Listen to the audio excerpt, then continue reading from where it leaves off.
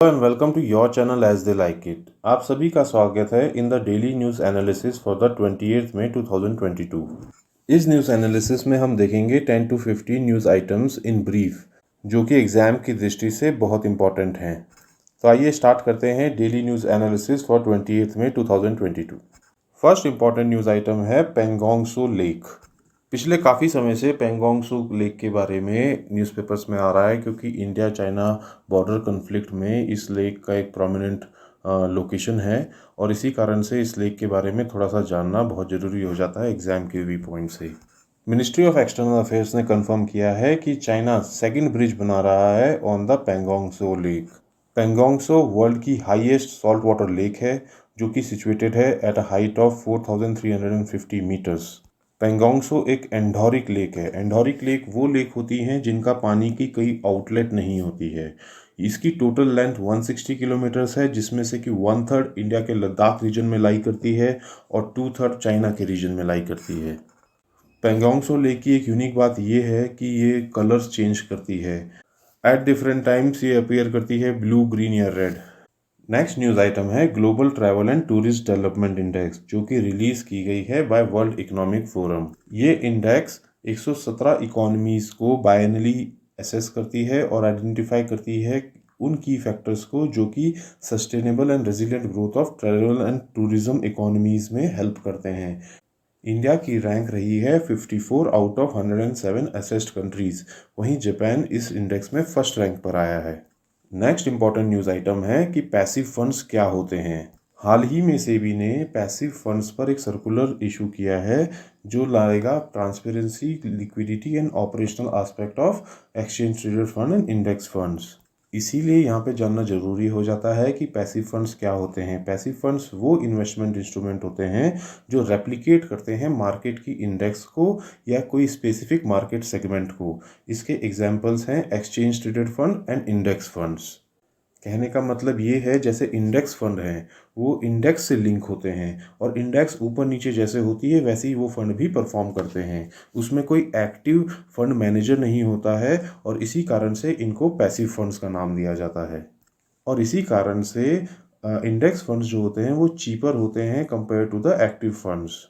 Next important news item है foreign investment facilitation portal ने 5 years complete कर दिए हैं after the abolishment of FIPB यानी फॉरेन इन्वेस्टमेंट प्रमोशन बोर्ड जो कि 2017 में किया गया था। FIFP यानी कि foreign investment facilitation portal India का सिंगल पॉइंट इंटरफेस है ताकि इन्वेस्टर्स जो कि फॉरेन डायरेक्ट इन्वेस्टमेंट करना चाहते हैं इंडिया में उनको फैसिलिटेट किया जा सके। FIFP को एडमिनिस्टर करता है department for promotion of industries and internal trade, ministry of commerce and industries. Next important news item है इंडिया US का initiative on critical and emerging technologies ICET। ICET एक रिसेंटली लॉन्च्ड इनिशिएटिव है जो कि facilitate करेगा outcome oriented cooperation in critical and emerging technologies. ICET को को-लेड किया जाएगा by the national security council secretariat in India and US की national security council द्वारा। ICET एक क्लोजर बॉन्ड लेके आएगा between government, academics and the industries in areas like artificial intelligence, quantum computing etcetera. Next important news item है world economic forum ने launch किया है Indian CEOs alliance for net zero India.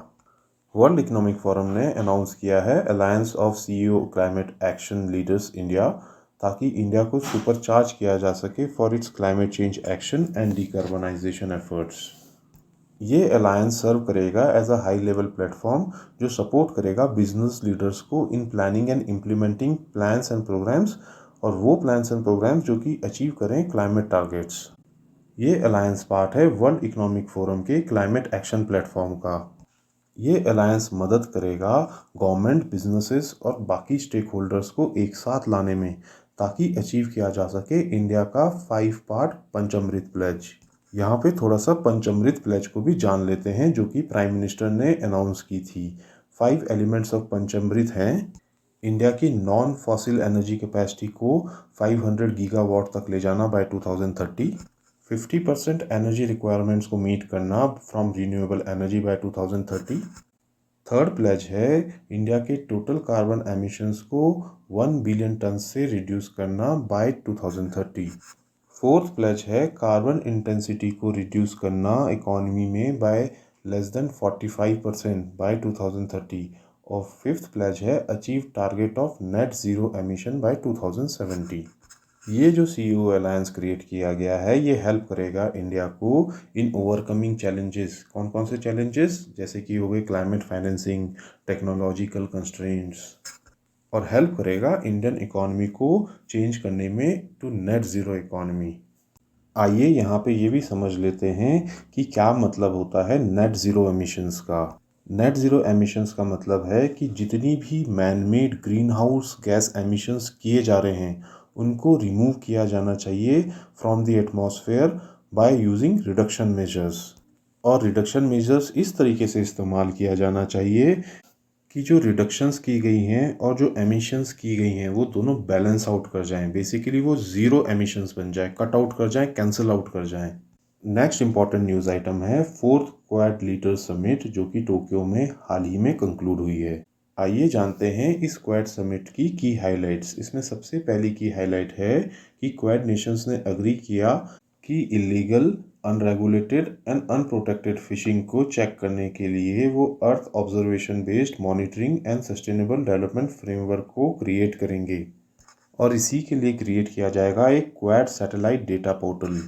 Next important highlight रही over 50 billion US dollar का infrastructure assistant and investment किया जाएगा इन Indo Pacific reason over the next 5 years. Next highlight है कि Indo Pacific reason की countries की capacities को strengthen किया जाएगा ताकि वो कोप अप कर सकें विद द डेट इश्यूज, और ये किया जाएगा अंडर G20 कॉमन फ्रेमवर्क। इसी के साथ ये भी डिसाइड किया गया कि एक quad debt management resource portal create किया जाएगा जो प्रमोट करेगा डेट सस्टेनेबिलिटी एंड ट्रांसपेरेंसी। इसी समिट में लॉन्च किया गया quad climate action adaptation and mitigation package. इसी को एक्रोनियम दिया गया है क्यू-चैम्प। क्यू-चैम्प पैकेज के दो थीम्स होंगे, first is mitigation and second is adaptation. इसी समिट में एस्टेब्लिश की गई quad partnership on humanitarian assistance and disaster relief HADR in the Indo Pacific reason, जो कि स्ट्रेंथन करेगी डिजास्टर रिस्पॉन्स को। समिट में ये भी डिसाइड किया गया कि सभी मेंबर्स एक लॉन्च करेंगे quad cyber security day campaign जो हेल्प करेगा all the countries in the Indo Pacific region to protect them from cyber threats. Next important news item है I Raste. I Raste stands for intelligent solutions for road safety through technology and engineering. I Raste project implement किया गया है in the Nagpur city ताकि road accidents की problem को tackle किया जा सके। ये प्रोजेक्ट कर रहा है IIIT Hyderabad and supported by department of science and technology. ये प्रोजेक्ट है under department of science and technologies national mission on interdisciplinary cyber physical systems.